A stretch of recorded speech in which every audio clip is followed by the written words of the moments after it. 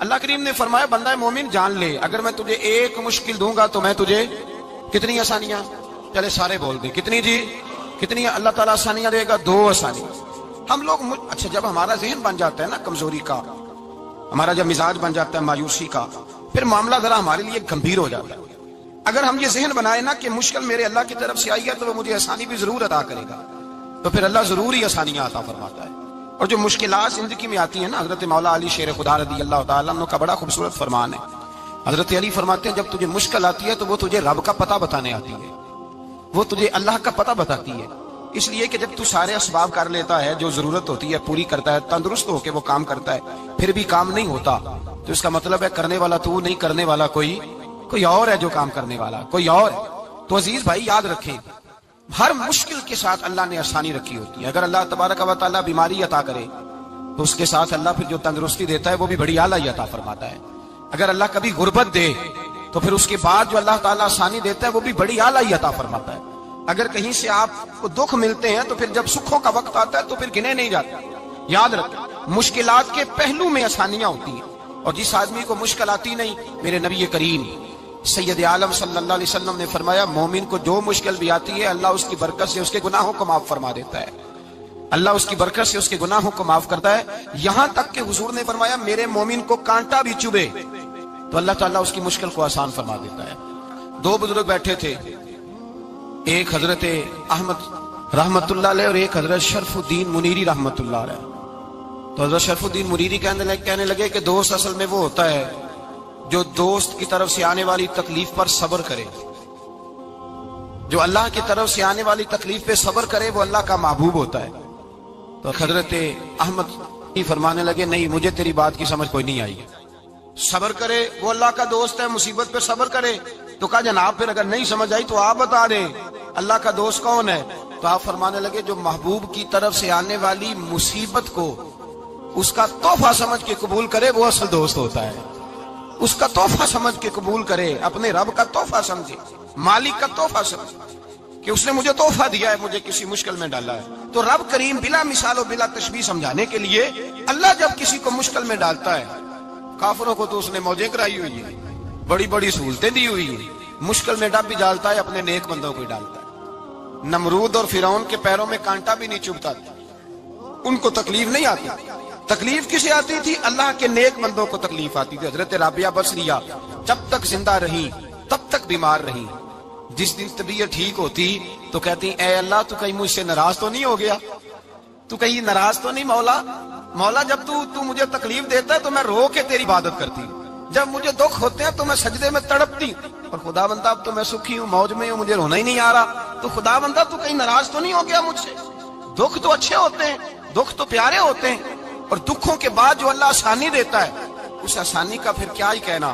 اس حضرت ایوب علی نبینا علیہ الصلوۃ والسلام بیمار رہے، 60 سال اللہ نے تندرستی دی۔ کتنے سال بولے؟ 60 سال غور کرنا بات پر، 60 سال علیل رہے، پھر بیمار ہو گئے، 18 سال ہو گئے بیمار ہوئے۔ زوجہ کہنے لگی دعا کر لیں آپ کو اللہ صحت دے دے۔ ہمیں اگر کوئی بندہ پوچھ لینا کہ بھائی کبھی کوئی خاص بات تو سناؤ، تو ہم جو ساری زندگی سکھ کے ساتھ سوئے ہوتے ہیں وہ بات نہیں سناتے، وہ جو ایک رات درد سے نیند نہیں آتی اس رات کا قصہ سناتے ہیں، کہتے ہیں وہ میرے الٹے دانت میں درد تھا تو میں ساری رات سو نہیں سکا۔ او بھائی جو ساری زندگی سویا ہے اس کا تو ذکر نہیں کر رہا، اور ایک رات جو تجھے نیند نہیں آ رہی، کسی سے پوچھا جائے، ڈاکٹر کہتے ہیں 360 ہڈیاں ہوتی ہیں وجود میں، کسی سے پوچھا جائے نا تیرا کیا حال ہے تو 359 ہڈیوں کا ذکر نہیں کرتا، جس گھٹنے میں درد ہے اس کا ذکر کرتا ہے، کہتا ہے یہ گھٹنے میں بڑی درد ہے۔ او بھائی باقی 359 ٹھیک ہے نا، ان کی بھی تو کوئی بات سنانا۔ حضرت رابعہ بصریہ رحمت اللہ علیہ کے پڑوس میں ایک نوجوان رہتا تھا، آپ کے پڑوس میں، تو وہ جب جو محلے میں بچے رہتے ہیں نا گاؤں میں ان کا پتہ ہوتا ہے، پڑوسی تھا تو 34-35 سال نوجوان کی عمر ہو گئی، کبھی بیمار نہیں ہوا۔ ایک دن اس کی طبیعت علیل ہوئی، سر میں درد ہوا تو اس نے پٹی باندھ لی سرخ رنگ کی، باہر نکل کے آیا، حضرت رابعہ بصریہ علیہ رحمہ نے دیکھا تو فرمانے لگے بیٹے خیر ہے؟ لگا جی اماں جی سر میں بڑی درد ہے۔ آپ فرمانے لگے کتنی عمر ہو گئی؟ کہنے لگا 34-35 سال۔ فرمانے لگے پہلے تو کبھی درد نہیں نہ ہوئی؟ کہا نہیں اماں جی آج ہی ہوئی ہے۔ تو آپ فرمانے لگے 34 سال اللہ نے صحت دی ہے، تو نے شکر کی ایک پٹی بھی نہیں باندھی، اور آج درد ہوئی ہے تو شکوے کی پٹی تو نے فوراً ہی باندھ لی ہے۔ कुछ शुगर की पट्टी भी बांधनी चाहिए। हजरत अय्यूब 18 साल बीमार रहे। जोजा कहने लगी दुआ कर लो, तो आप फरमाने लगे बीबी से कि सेहत कितनी देर रही? उसने कहा 60 साल।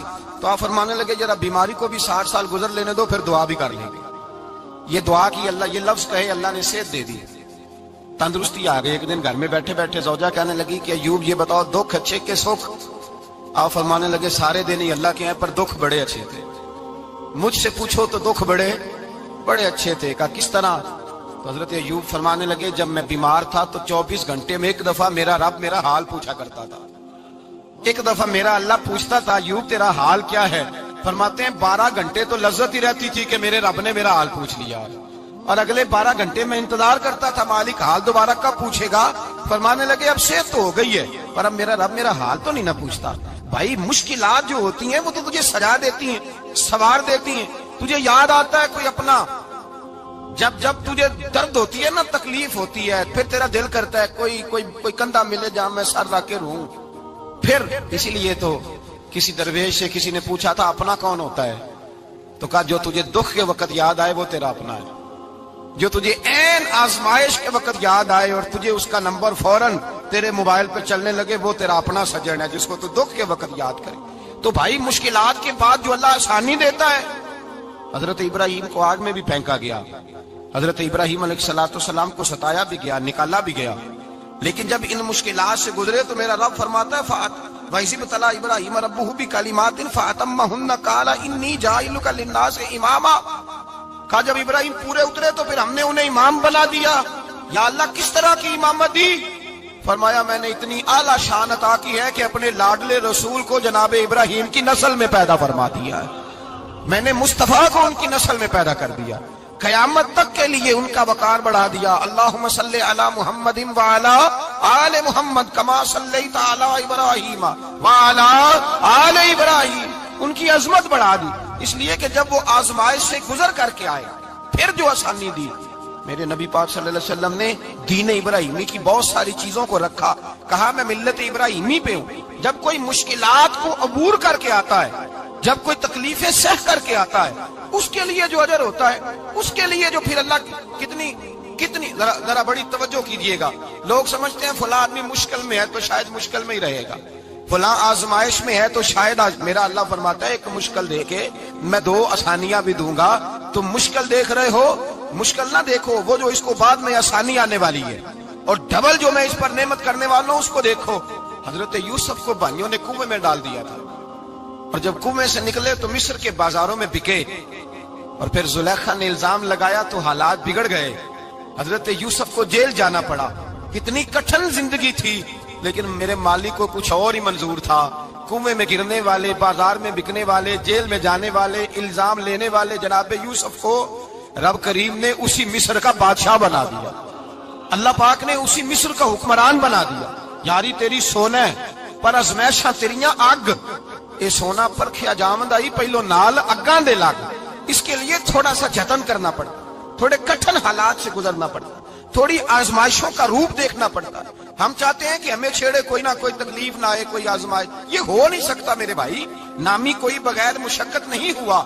100 बार जब अकीक कटा तब जाकर नगी हुआ।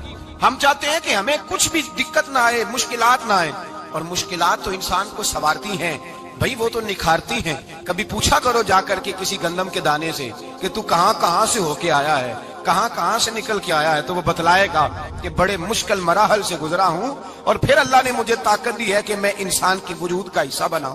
तो भाई कठिन मराहल, आजमाइशें, तकलीफें, ये इंसान को बड़ा इंसान बना देती, ये उसके लिए तरक्कियों का पेश खैमा होती। हमारे जवान परेशान हो जाते हैं, औरतें खास करके इस बात पे तवज्जो करें, वो बड़ी जल्दी गम ले जाती हैं। वो कहती हैं जाने मेरा कुछ होगा ही नहीं, जाने मेरा कुछ हो ही नहीं सकता। मेरे भाई दर्जनों और बीसियों लोग ऐसे हैं जिनकी औलादे नहीं थी, लेकिन नाम उनका उनसे भी ज्यादा है जो बड़े बड़े साहिब औलाद।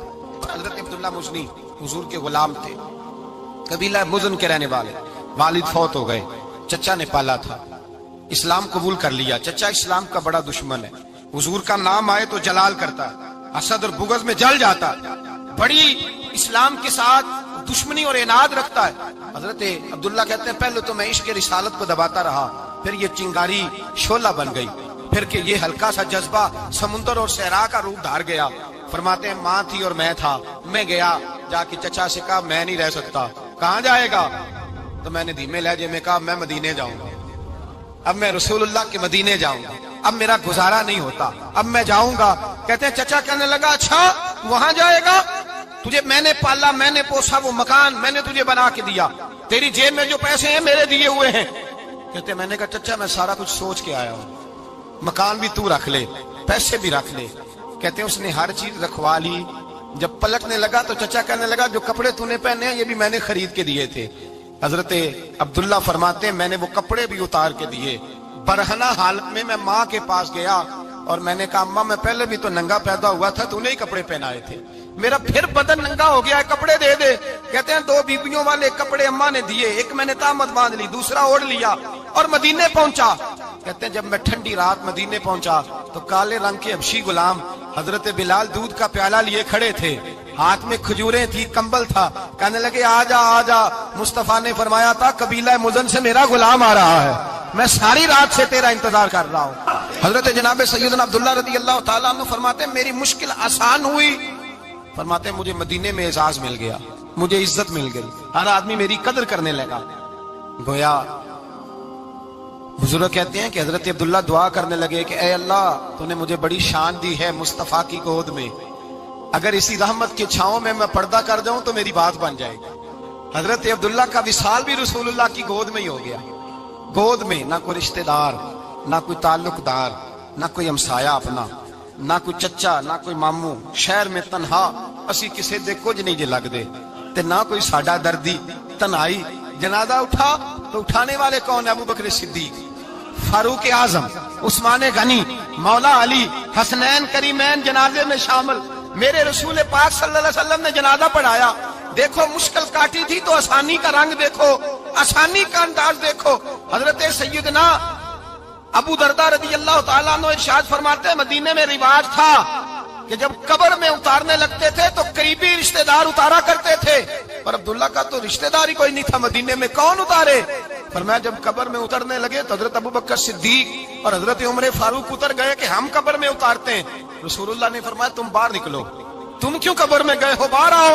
کہتے ہیں ہم باہر آئے تو اللہ کے رسول اندر گئے. فرمایا کون کہتا ہے اس کا کوئی نہیں، میں جو موجود ہوں. کون کہتا ہے کوئی نہیں؟ فرمایا رکھو میرے ہاتھوں پہ. کہتے ہیں حضور کے دست مبارک پہ رکھا اور باہر کھڑے ہم رشک کرنے لگے کہ واہ اللہ تیرا آسانی دینے کا رنگ، آسانی. اس نے مشکل برداشت کی تو رب نے مصطفیٰ کے قدموں میں آسانیاں عطا فرمائی. پسے اور حضور نے قبر میں رکھا، نبی پاک نے. میرے دادا مرشد کہتے ہیں عشق سرکار کی ایک شمع جلا لو دل میں، بعد مرنے کے قبر میں بھی اجالا ہوگا. اور میرے اعلیٰ حضرت فرماتے ہیں لحد میں عشق رخ شاہ کا داغ لے کے چلے، لحد میں عشق رخ شاہ کا داغ لے کے چلے، اندھیری رات سنی تھی چراغ لے کے چلے. اور بیدم شاہ بارسی تو حد کر گئے، کہنے لگے پسے مردن، بعد مرنے کے پسے مردن فرشتوں نے جو تلاشی لی تو کیا نکلا؟ فقط ایک دل کے گوشے سے خیال مصطفیٰ نکلا، فقط ایک دل کے گوشے سے خیال. اور کامل پیرونا دے باہو قبر جنا دی جیوے. میرے بھائی نبی پاک صلی اللہ علیہ وسلم کے ساتھ وفا کی تنگی دیکھ کر دقت ساتھ دیا. مکہ مخالفت کرتا تو جناب فاطمہ حضور کا خیال رکھتی. فاطمہ بنت اسد بڑا پیار کیا، بڑی محبت کی مولا علی کی والدہ نے، ہر دکھ ہر تکلیف کاٹی، لیکن رسول کائنات صلی اللہ تعالی علیہ وسلم کا ساتھ نہ چھوڑا. اور یہاں تک روایات میں ملتا ہے کہ جناب فاطمہ الزہرا جب بیعہ کے ان کے گھر گئی تو باہر سے سودا لا کے دیتی. حضرت فاطمہ سے بڑا پیار کرتی، بڑی محبت، مشکلات میں ساتھ دیا. جب اسحال ہوا تو فرماتے کوہرام مچ گیا مدینے میں. لوگ منتیں کرتے تھے کہ حضور کا ایک بال مل جائے تو قبر میں بخشش کا سامان ہو جائے گا. رسول پاک نے فرمایا جب جناب علی کی والدہ کو غسل دے دو تو کفن پہنانے سے پہلے میرے پاس آنا. کہتے ہیں جب غسل دے لیا تو عرض کی حضور غسل ہو رہا ہے، کفن کا کیا کرنا ہے؟ حضور اندر گئے، قمیض بدلی اور جو کرتا پہنا ہوا تھا اتار کے دیا. فرمایا وہ علی کی ماں نہیں میری ماں ہے، اس نے میرے لیے بڑی تکلیفیں سہی ہیں، بڑی مشکل دیکھی ہے. فرمایا اس طرح کرو میرے کرتے میں اسے کفن دو. حضور نے جنازہ پڑھایا، اپنے کرتا لباس مبارک میں کفن دلایا. پھر جب وہ دفن ہوئی تو حضور قبر پہ کھڑے ہوئے، کھڑے ہو کے فرمایا اے اللہ اپنے سارے نبیوں کے وسیلے سے اور میرے وسیلے سے میری اماں کی بخشش فرما دے. پھر جو آسانیاں ملی ان لوگوں کو تو ان کی قبروں تک آسانیاں ملی. پھر ان کو قیامت تک کے لیے آسانیاں ملی جنہوں نے مشکلات کو دیکھا. اور بھائی جو سوئے رہے، جو آرام کرتے رہے، جنہوں نے مناسب ہی نہ سمجھا کوئی کٹھن مرحلہ طے کرنا، جنہوں نے کہا نا نا نا نا ہم تو سکھ کے ساتھی ہیں، ہم تو سکون کے ساتھی ہیں، بھائی ہم تو سلوٹ کے ساتھی ہیں، جب موجیں لگے گی تو دوڑ کے پہنچیں گے، کہیں گے ہمارا بھی تعلق بنتا ہے، ہماری بھی رشتہ داری ہوتی ہے، ہمارے بھی رابطے ہوتے ہیں، پھر دوڑ کر کے پہنچیں گے. اصل ساتھی وہ ہوتا ہے جو دکھ کا ساتھی ہوتا ہے، آزمائش کا ساتھی، مشکلات تجھے اونچا اڑاتی. حضرت سلمان فارسی کہتے ہیں میں نبی پاک کی تلاش میں نکلا تھا، حضور کی تلاش میں نکلا، اور میں نے کئی سال حضور کو ڈھونڈا، کبھی ایک دروازے، کبھی ایک دروازے، کبھی دوسرے دروازے، کبھی تیسرے دروازے. فرماتے میں شہزادہ تھا پر بکتا بکاتا مدینے آیا، میں نے نبی پاک کی تلاش میں یہودیوں کی غلامی بھی کی، تیری تلاش میں پھرا میں جنگل پہاڑ اور دشت میں.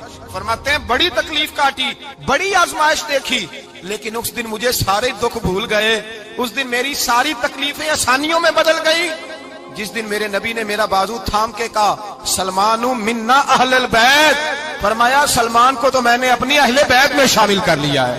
فرماتے اتنی بڑی فضیلت کہ میں رسول اللہ کے خاندان میں جا شامل ہوا.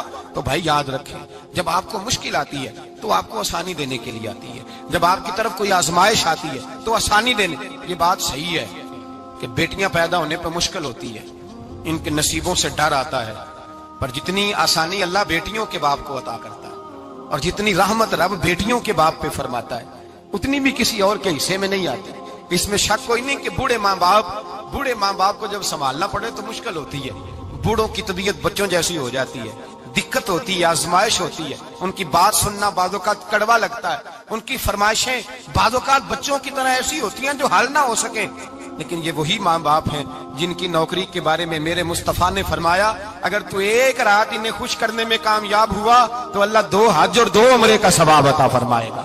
اس میں شک نہیں کہ بہت سارے کام مشکل ہوتے ہیں، کٹھن ہوتے ہیں، آزمائش والے ہوتے ہیں، اس میں کوئی شک نہیں کہ اس دور میں دین کا کام بڑا مشکل ہے، دعوت و تبلیغ کا سلسلہ بڑا کٹھن ہے، اس دور کے اندر حق بات بیان کرنا بڑا ہی مسئلہ ہے، اس دور کے اندر لوگوں کو کھری بات پہنچانا اور بتانا یہ اپنے ہاتھ میں آگ کا انگارہ پکڑنے کے مترادف ہے. لیکن میرے مصطفیٰ نے فرمایا تھا اس دور میں جب فتنہ ہو من تمسک بسنتی ان فساد امہ فلہ اجر 100 شہید. فرمایا اس دور میں جب آزمائشیں آ جائیں، تکلیفیں آ جائیں، اس دور میں جو میری سنت پر عمل کرے گا، رسول پاک کا وعدہ ہے اللہ ایک سنت پر عمل کرنے والے کو 100 شہیدوں کا ثواب عطا فرمائے. اللہ 100 شہیدوں کا درجہ دے گا اسے. تو بھائی جس قدر مشکل زیادہ اس قدر آسانی بھی، اس قدر اجر بھی زیادہ. مشکلات سے گھبرایا نہ کریں، ذہن بنا لیں کہ جس رب نے دی ہے وہی اللہ نجات بھی عطا فرمائے گا. انسان آسان ہو جاتا ہے. ہم لوگوں نے نا دوڑ صرف سکھ کٹھے کرنے کے لیے لگا لی ہے، سکھ کٹھے کرنے کے لیے. وہ لوگ دکھوں میں راضی رہتے تھے، آزمائشوں میں. ہمارا دعویٰ ہے رب رسول سے پیار کا، اور میرے حدیث بخاری میں ہے فرمایا جو مجھ سے جتنا زیادہ پیار کرے گا اتنا اس کی طرف مشکل زیادہ آئے. حضرت ابو بکر شبلی رحمۃ اللہ علیہ سے کچھ لوگ ملنے آئے، کہنے لگے صاحب ہمیں آپ بڑے اچھے لگتے ہیں، بڑے پیارے لگتے ہیں، آپ کی زیارت کرنے آئے، دل کرتا ہے 2 گھڑیاں پیر دبا دیں، دست مبارک چوم جائیں، دست بوسی ہو جائے، دل کرتا ہے. آپ نے فرمایا واقعی مجھ سے پیار ہے؟ کہا حضور بڑا پیار ہے. فرمایا سوچ لو کا صاحب بڑا پیار، پھر سوچ لو کا بڑا پیار ہے. حضرت ابو بکر شبلی دیوانے سے آدمی تھے، پتھر اٹھائے روڑے اور زور سے ان لوگوں کو مارنے شروع کر دیے. دوڑ گئے، کہنے لگے